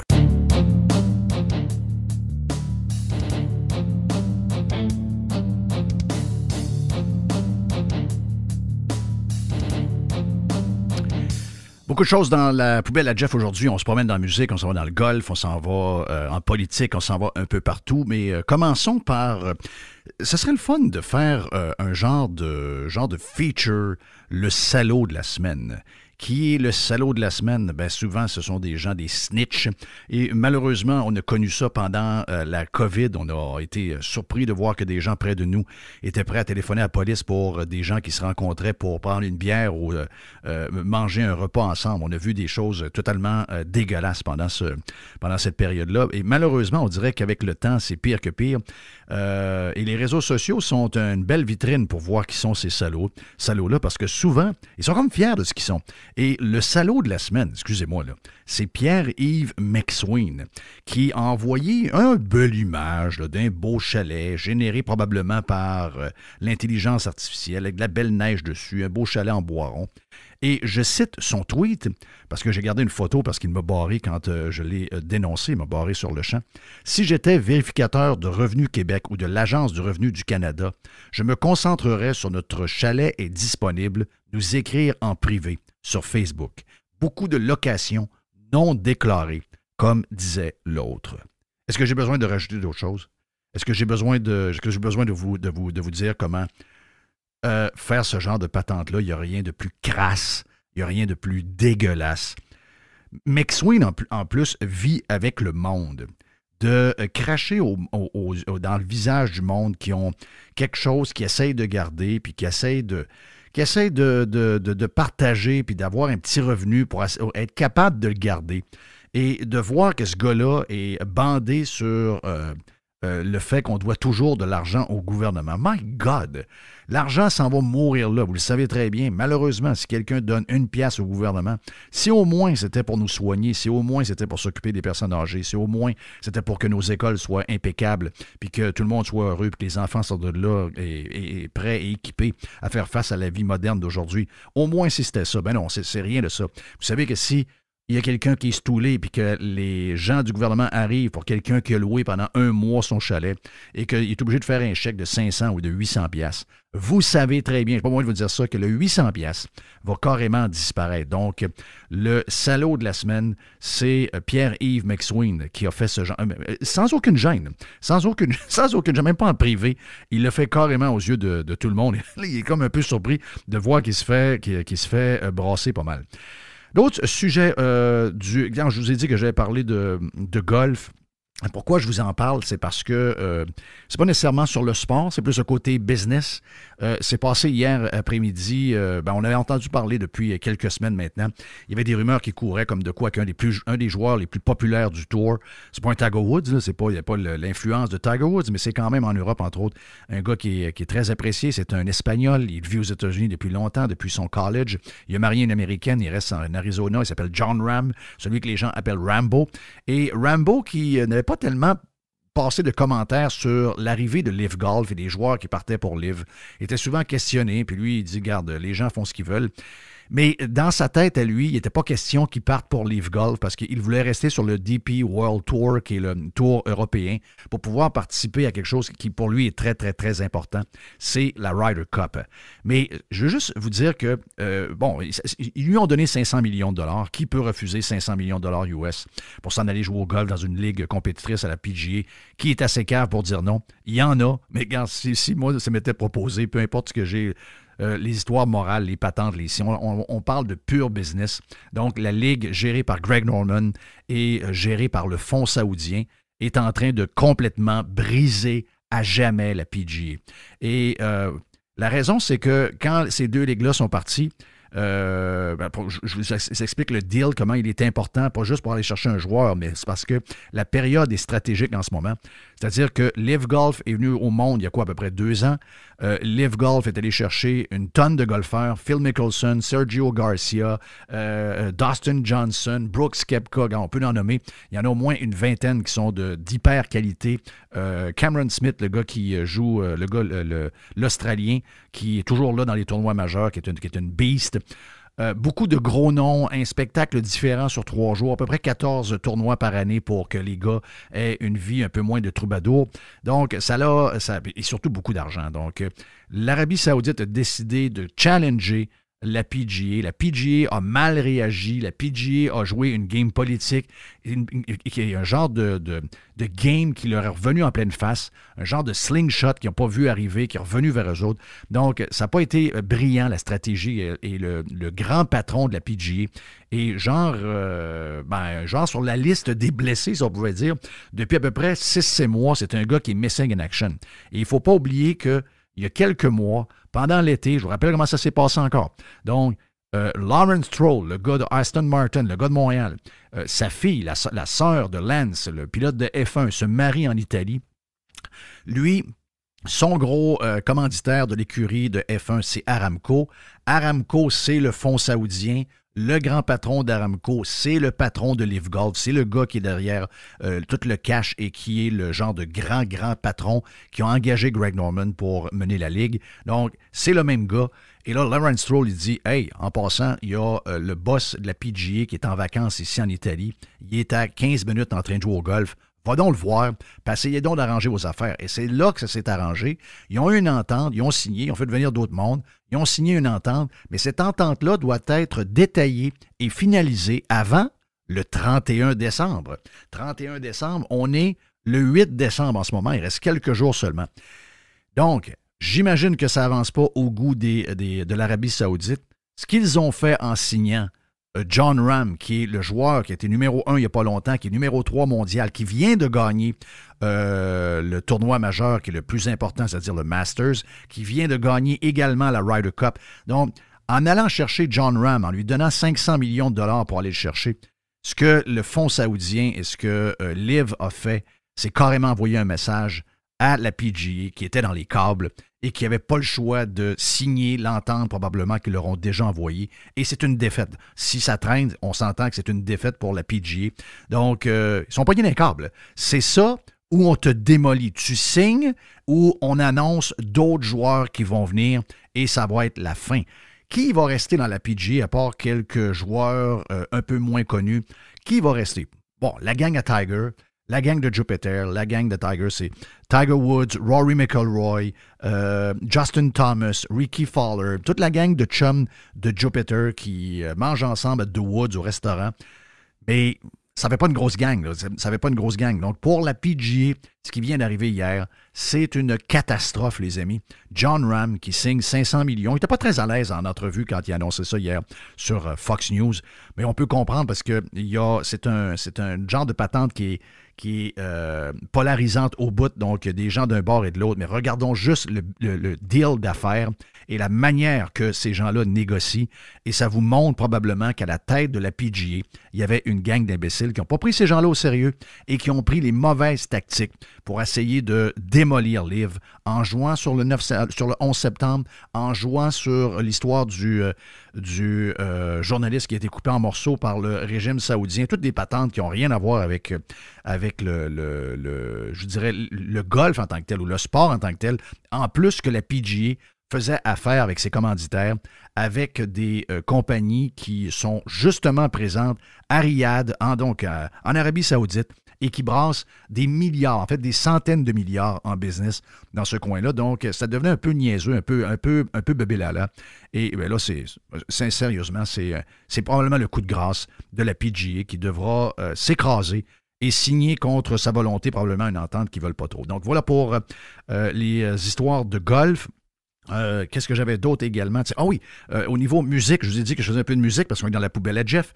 Vous savez, si vous avez Journey, vous savez que Journey était avec Toto, je pense, au Colisée, au Centre Vidéotron. Ils ont fait également le Centre Bell. Et là, cette tournée-là va reprendre pour un paquet de villes qui n'ont pas vu les deux bands ensemble parce que c'est deux shows et non pas un show avec un show. C'est vraiment deux shows. Vous avez deux groupes pour le prix d'un. Donc, autant une tonne de hits d'un bord et une tonne de hits de l'autre bord. Donc, Journey, Toto, ça commence au mois de février. Ça commence à l'Arena des Panthers de la Floride. Je pense que c'est le 9 février. Cette tournée-là va continuer pendant 2 mois et demi. Quasiment des spectacles à chaque soir dans de grands arénas à travers les États-Unis. Mais là, hier, Journey a annoncé, avec Def Leppard, ont annoncé leur deuxième tournée de Stadium. Vous savez qu'ils avaient fait ça il y a quelques années. Par après, Journey s'était tassé, il était parti avec Toto, et Def Leppard avait fait une tournée avec, entre autres, Motley Crue pour faire la tournée des stades. Mais cet été, c'est le retour des stadiums, Fenway Park, pour les gens du Québec qui veulent aller pas trop loin. Il y a également à Toronto où il y aura un spectacle au Rogers Stadium. Donc, grosse tournée de stade. Souvent, c'est toujours à peu près dans les mêmes temps, juillet, début août, fin juin. Donc, juste pour célébrer l'été. Donc, et c'est pas fini parce qu'il y a, oui, effectivement, les deux headliners sont Def Leppard et Journey, mais il y en a également avec eux Art, Steve Miller Band et Cheap Trick. Ça s'appelle The Summer Stadium Tour 2024 et ce sera donc sur la route au Canada et aux États-Unis cet été. Petites affaires vite. Allons voir qu'est-ce qu'on a. Juste vous confirmer que le vidéo de TVA où on a quelqu'un qui fait un caca dans ses shots, c'est un vidéo qui a été bien fait, mais qui est quelque chose qui n'existe pas. Donc, pour les gens qui se posaient la question, ce vidéo-là, il n'est pas vrai. Et l'autre affaire que je vais vous offrir, je vous ai dit qu'on faisait un peu de politique, on a jasé un peu de choses un peu plus légères, mais parlons de politique. Je sais qu'au Québec, il y a énormément de fans de Trump. Il y a énormément de fans également de Tucker Carlson. Vous savez qu'on semble parti pour ça. On semble parti pour quelque chose, un genre de retour de Trump. Ça fait freaker complètement les journalistes du Québec, les journalistes canadiens également. Donc, on est en train de freaker entre vous et moi. Même si le gars est un personnage un peu bizarre à l'occasion. On rêve de revoir la gestion de Trump. On s'ennuie de cette gestion-là parce que qu'est-ce qui est arrivé pendant la gestion de Trump? Pas grand-chose quand on y pense. Beaucoup de jobs de créer. On parle avant la COVID. Beaucoup de jobs de créer. Beaucoup de breaks au niveau fiscal pour les Américains. Ça fonctionnait à merveille. Aucune guerre à travers le monde. C'est le genre de gestion qu'on s'ennuie et on a hâte que ça revienne parce qu'en ce moment, on va se le dire, c'est le bordel un peu partout. Et il y a des rumeurs qui courent. Alex Jones, Alex Jones n'est pas toujours crédible, mais Alex Jones disait sur Tucker Carlson qu'en ce moment, à la Maison-Blanche, Biden est souvent aperçu dans les corridors tout nus. Donc, je parlais avec des gens qui travaillent dans les endroits spécialisés où il y a des gens qui font de l'Alzheimer. Beaucoup de patentes tout nues, beaucoup de frottage, beaucoup de masturbation, beaucoup de gars qui s'en vont se frotter sur une madame dans une chambre ou une madame qui s'en va se frotter sur un monsieur dans une autre chambre. Il y a comme un retour à une genre de sexualité, de découverte sexuelle comme les enfants peuvent le faire plus jeunes. Donc, d'après Alex Jones, il n'y a pas de moi, là, d'après Alex Jones, si c'est vrai, Biden se promène à la Maison-Blanche tout nu, très souvent. Ça indispose beaucoup de monde. Ils sont obligés de lui donner des médicaments très forts pour être certain qu'il est capable de fonctionner. De là, sa manière de marcher et tout. Donc, c'est la fin de Biden, tout le monde sait ça. Et là, il faut trouver... on a beaucoup de plaisir à voir les débats entre les gens qui ne seront pas candidats pour le Parti républicain, mais on a beaucoup de plaisir à voir Trump, en ce moment, avec toute son histoire de procès, de sortir de là et nous montrer que, finalement, il est dans une histoire qui est une chasse aux sorcières, le but, on sait, le but ultime, c'est qu'il ne soit pas capable de se représenter. Mais si jamais il se représente, on voit très bien que le chemin est assez libre pour une victoire quand même assez facile pour la Maison-Blanche pour 2024. Et là, à se demander, est-ce que ce sera quelqu'un qui est actuellement dans le panel qui se frappe dessus à coups de poing et à coups de batte de baseball pendant... donc, ce ne sera pas Christie, c'est sûr. Probablement pas DeSantis. Nikki Haley est pas mal tassé. Est-ce que c'est Vivek qui va être là? Peut-être. Mais là, il y a Melania, donc la femme de Trump, qui probablement est plus impliquée qu'on pense. Elle a toujours l'air un peu en dehors de la patente. Elle a toujours l'air... mais semble-t-il qu'elle est plus présente dans le day-to-day qu'on pense. Et elle met énormément elle met tout son pouvoir sur son chum pour que Donald Trump ait comme colistier, donc vice-président des États-Unis, Tucker Carlson. Entre vous et moi, ça va faire capoter la gauche raide. Même à l'intérieur des républicains et d'une certaine droite conservatrice, il y en a qui vont trouver ça un peu cow-boy. Mais imaginez-vous, sur stage, lors des rassemblements que Trump est capable de faire lorsqu'il se présente dans tous les endroits où il va à l'extérieur, où il fait des genres de tournées. C'est ce qu'il va faire probablement au cours de l'été, au cours de l'automne prochain pour se rendre jusqu'à l'élection. Imaginez-vous les deux bêtes ensemble sur le stage. Donc, Trump, un peu vieillissant, qui a besoin d'un petit coup de main. L'autre un peu plus crinqué, qui a, je dirais, une facilité de communication extraordinaire. Imaginez-vous l'équipe du tonnerre qu'on aurait avec Trump, en tout cas, pour le plaisir, pour faire capoter la gauche, pour avoir des sujets de discussion à pu finir. Excusez-moi, une équipe Trump avec Tucker Carlson. Juste à y penser, c'est carrément génial. Ben voilà pour la poubelle d'aujourd'hui. Mon nom est Jeff Fillion et surtout pour la semaine. Merci d'avoir été là. On a plus de stock. On a du Carlos de Punisher sur Radio Pirate Prime. On fait le tour. Simon Keane est venu jaser avec nous autres. Simon nous a annoncé en primeur que c'était la fin de sa carrière de boxe. Donc, c'est terminé pour Simon. Il nous a annoncé ça. Simon est un chum. Donc, entre chum, on s'est parlé un peu et Simon nous a annoncé que pour lui, c'était terminé. 34 ans. Veut faire quelque chose de sa vie, veut partir sa business de construction, il y a tout ce qu'il faut déjà, donc il est prêt à faire tourner la page puis à s'en aller ailleurs. Il était chez Régent Tremblay et chez Julie pour nous parler. Donc, il s'est joint à nous autres. On a également Jerry qui est dans la patente. On a un peu plus de boîtes à pids pour vous autres si jamais vous allez vous inscrire sur radiopirate.com. Comme je vous le dis, le premier mois est carrément gratuit. Vous aimez, vous continuez. Si vous n'aimez pas, après le mois, c'est terminé. Merci, bonsoir. Ça ne vous a pas coûté un sou. Allez vous inscrire sur radiopirate.com. Mon nom est Jeff Fillion. Bon week-end à tout le monde. Je vous dirais bon football. Bon football, bon hockey si vous suivez encore le hockey. Et enjoy. Bon pas, tiens, une bonne bouffe, la bonne viande, une bonne bière, du bon vin, la vie, quoi. See ya.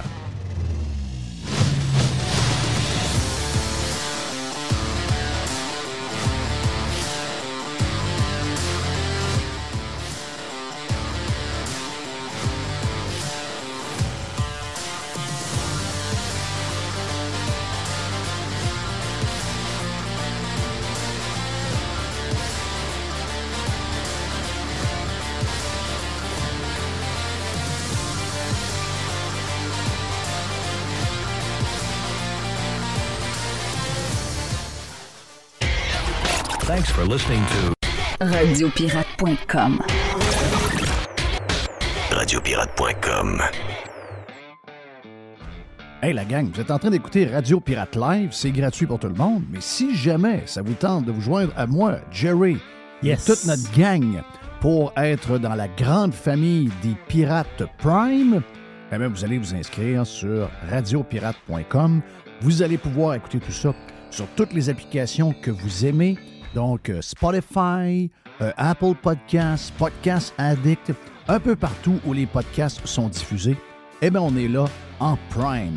Donc, inscrivez-vous, venez-vous-en dans la grande famille sur radiopirate.com.